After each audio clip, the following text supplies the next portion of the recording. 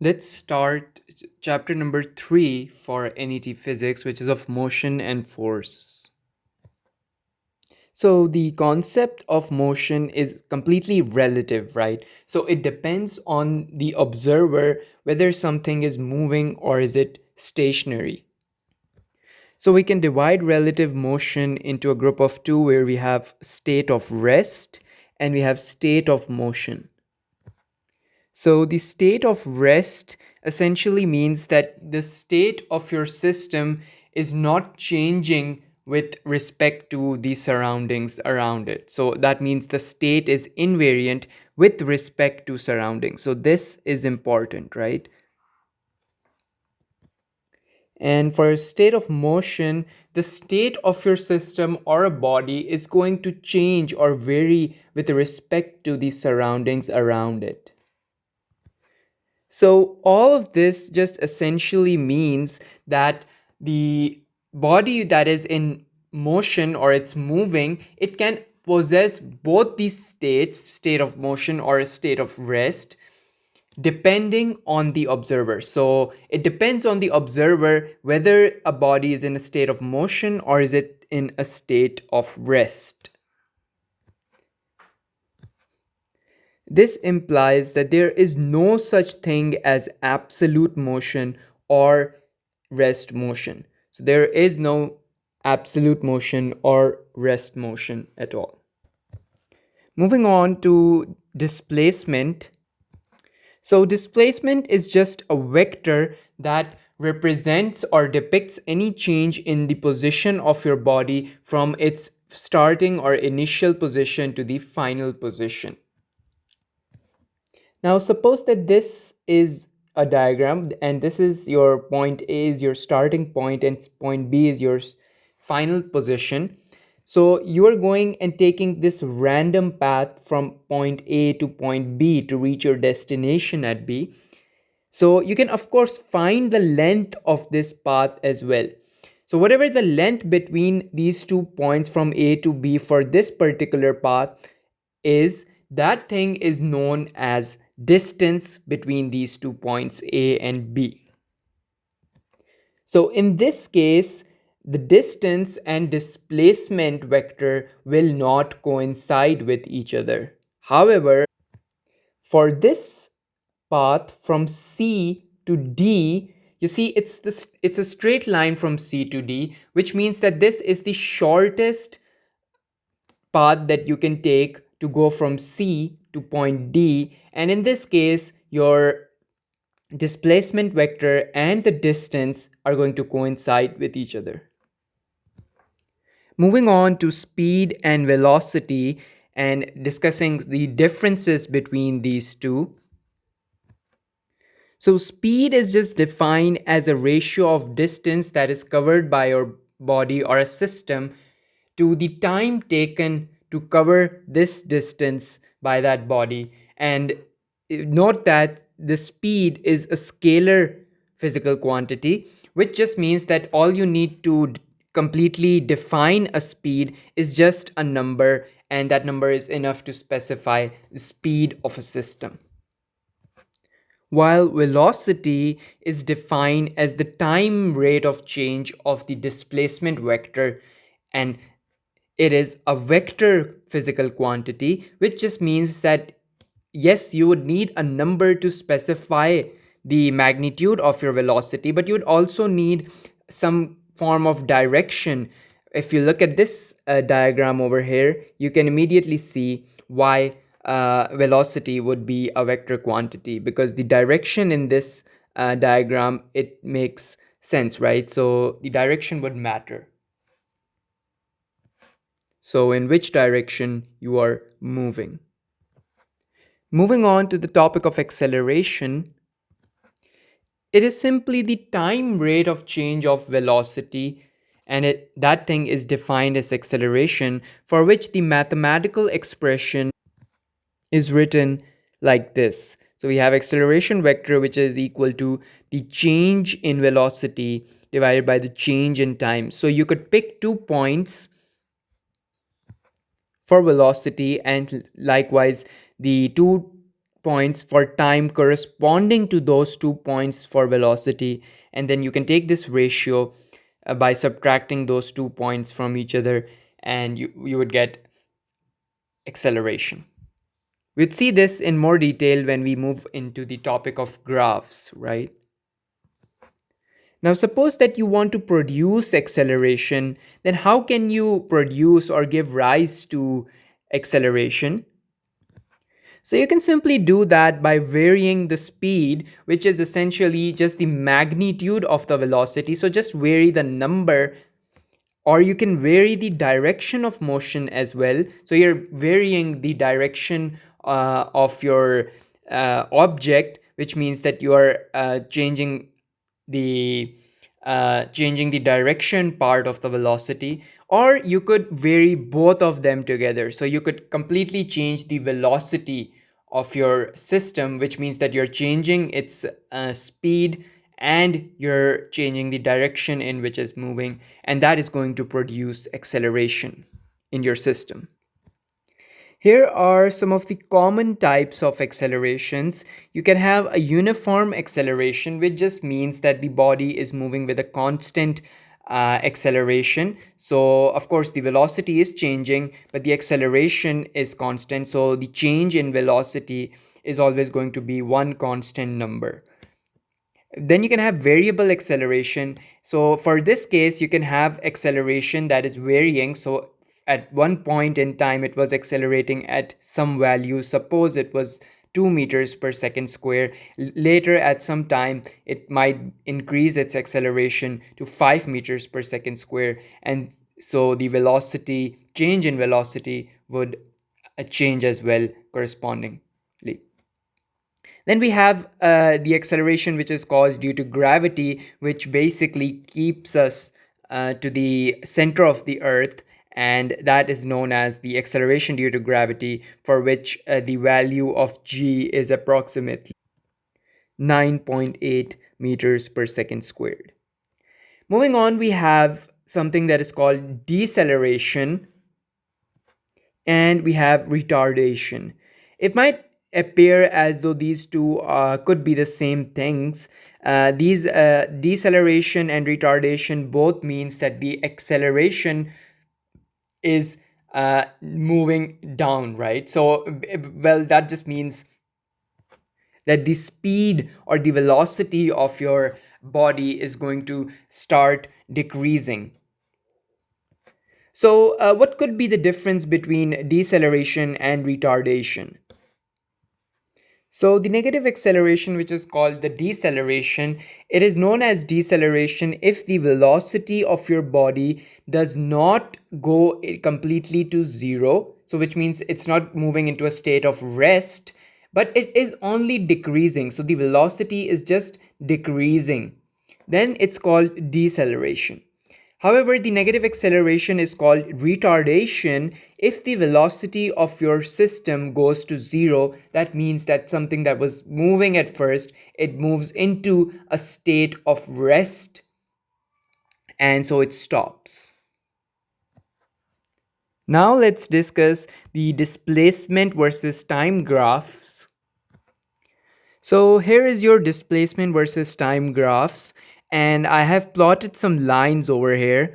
Now, from your knowledge on what we just learned above, right, a few minutes ago, I'd like for you to pause this video and think about these lines in terms of velocity. So, in regards to velocity, what is happening from A to B, O to C, O to D, and O to E? Assuming that you have thought about it and have your suggestions or ideas in your mind, the point that you have from A to B, if you have a straight line graph like this, so which is parallel to this x axis, then it shows that there is no displacement with time, or the body has just zero velocity. As you can see, we have on this line, we have displacement, and you can see the displacement is constant along this line, and the time is passing along this line, so it is not moving at all. So if it's not moving, then you would have zero velocity.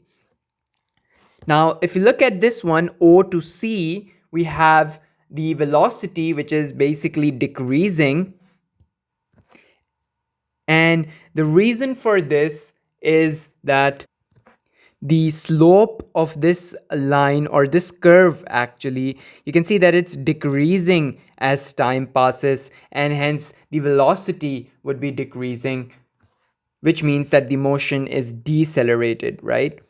And now if you look at this line O to D, you can see that the slope is constant, so the displacement is increasing with uh, at the same rate, right? So there is no change in velocity, and hence there is a constant velocity along this line O to D, which is a straight line. And if you look at this O to E, it is clear that this slope, or this curve, has its slope which is increasing with time, and hence the velocity would be increasing, which means that the motion is accelerated for O to E.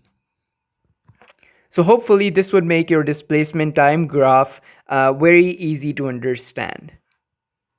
So you should always think of these lines in terms of what is happening at the axes, right? So for example, here you had displacement time axes. So you should think in terms of these axes. So what is happening on this displacement axis, for example, for this OC, as the uh, horizontal axis is moving forward. Moving on to a velocity time graph.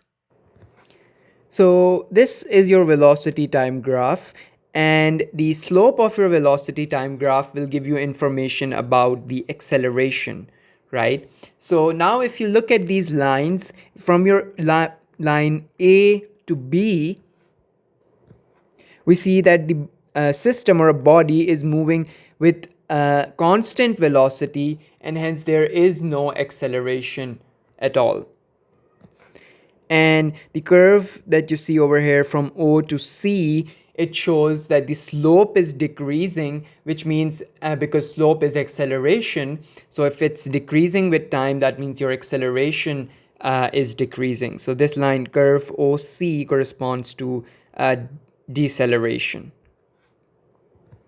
And if you look at this line from O to D, it is just constant acceleration. So there you can also say that the angle with your x-axis is less than 90. So the velocity is increasing at same rate at every point in time on this line. Next, you have OE curve, which just shows that the slope is increasing with time, which means that it corresponds to an increase in your acceleration. Now let's talk about some of the key points that are important to remember while maybe solving your problems, or reading, even reading your problems, right? So here are or here is the list of some of these key points, right? So first one, we have that the slope of a distance or a displacement versus time graph gives you velocity, which we have already seen. And the slope of the velocity time graph gives you acceleration, right? We have seen these 2 points in detail when we looked at the graphs, right? Then you have that if your body is in a free fall, or it's falling freely, or you can say that it is released from rest, or it starts from rest, or it is just dropped, right? In that case, the initial velocity is always zero. Next, you have that velocity and acceleration may not always necessarily be pointing in the same direction. So for example, consider that you have this block and it's moving forwards with some velocity v. And if there is some acceleration that is acting in the opposite direction of the velocity, what is going to happen? Well, if you think about it, obviously it will slow down this block. So this is actually a type of acceleration that we saw. It is deceleration or a negative acceleration, which would depend if it's a deceleration, if the velocity is being decreased but not to zero, and it's a retardation if the velocity goes to zero. So just proving the point that velocity and acceleration may not necessarily be in the same direction. So when they're, for example, they're like this in the opposite directions, it means that the block or the mass or object is slowing down. Next, suppose that you have a body and it's performing its journey in two parts, but those two parts are of equal distance, and it has speeds v1 and v2, right? So at one part it is speed v1 and at the other part it's moving with speed v2. Then the average speed is given by this expression 2v1 v2 over v1 plus v2. Remember that this is a journey of two parts. It is in equal distance, right? So why am I stressing over this point? You'll see that in this next point we have the body which is performing its journey in two parts again, but with equal time. So the two parts are of equal time. So there is equal time for those two parts. Then the average speed is given by v1 plus v2 over 2. So again, note the important point over here was that the body is performing its journey in two parts. So it would have speed v1 at one in one part, and the other part it will have speed v2, and the two parts are divided in equal time, right? Right. So now next move on to the next point. Suppose that you have a body or a mass and you throw it upwards. You would expect it to come down, right? Obviously, but it will go upwards. So it's moving in this direction, and it will keep moving upwards until it reaches a point of zero velocity. So this is that point, right? So here the velocity is zero, and then it will start coming back down like this, right? So what happened over here? The body that you threw upwards, or let's say a ball, and it rose to some height, the velocity went to zero. So the velocity was decreasing from here and it went to zero, and then it's going to come back down with its velocity increasing due to gravity. So to what height did this ball rise? That height is given by h equals v squared by 2g. So next, now suppose that you have a body and it's moving with some uniform acceleration, right? And let's say that at one part in time it was moving with acceleration a1 for some time t1. So you had an object and it was moving till this point. It moved with acceleration a1, and it took some time for this object to reach this point, that is t1.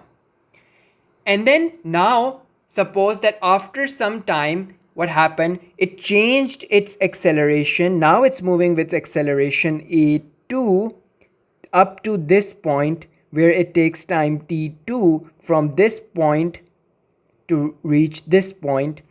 Then the average acceleration is given by this formula, a1 times t1 plus a2 times t2 over the sum of the t1 and t2. Right. Next, suppose that you have a ball and you throw it upwards. Now it's going to take some time for this ball or an object to come back to the ground, right? Note that this time that it takes for the object to reach the ground is completely independent of its mass property. So it doesn't matter if you have something that's heavy or something that is light in regards to its mass. it's going to always take the same amount of time for it to reach the ground. Of course, if we are neglecting the air resistance or air friction, right? So these were some of the key points for uh, solving your problems. And even if you have a question in your mind while you're reading a question, these remembering these key points will help you better understand what the question is asking you in your exam, right?